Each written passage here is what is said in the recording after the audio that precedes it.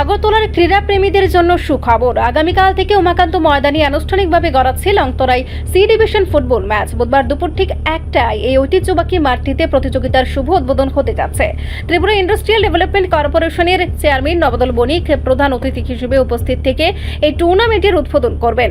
উদ্বোধনী মঞ্চে তার সঙ্গে আরও উপস্থিত থাকবেন ত্রিপুরা ফুটবল অ্যাসোসিয়েশনের অন্যান্য পদাধিকারী ও কর্মকর্তারা। সম্প্রতি আয়োজিত এক সাংবাদিক সম্মেলনে এই ফুটবল আসরের খুঁটিনাটি তথ্য সংবাদ মাধ্যমের সামনে তুলে ধরেন ত্রিপুরা ফুটবল অ্যাসোসিয়েশনের সভাপতি অমিত ভৌমিক। তিনি জানান, যুব ফুটবলারদের প্রতিভা বিকাশের লক্ষ্যে আয়োজিত এই মর্যাদাপূর্ণ টুর্নামেন্টে এবার সর্বমোট 14টি দল অংশ নিচ্ছে।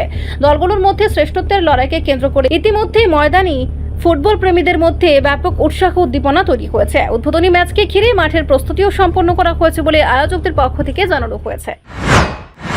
এটা হচ্ছে AADC ত্রিপুরা অটোনোমাস ডিস্ট্রিক্ট কাউন্সিলের যে টিমটা সেটা এবার করেছিল, তারা এটা করেছে।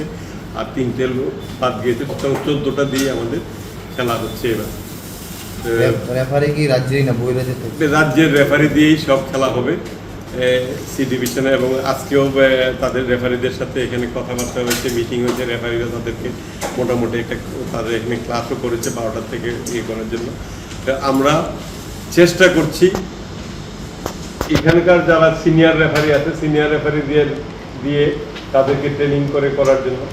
আর সিনিয়র রেফারিদের আগামী যে বড় বড় ম্যাচগুলি আছে সেই ম্যাচগুলিতে তারা যাতে আরো সুন্দরভাবে করতে পারে তার জন্য বহির্রাজ্য থেকে বা অল ইন্ডিয়া ফুটবল ফেডারেশন থেকে আমরা সেই ধরনের ইন্সট্রাক্টর এনে তাদেরকে আরো করে তুলতে যাতে হয়, যাতে কোনো ধরনের ভুল ত্রুটি থাকতেই পারে। সুতরাং ইচ্ছাকৃতভাবে সেরকম ভুল ত্রুটি যাতে না হয় সেটা ওনারা বলছেন যে তারার মতো সব সাহায্য করবে। এখন আমার সাথে রিপোর্ট সংবাদ প্রতীক্ষা।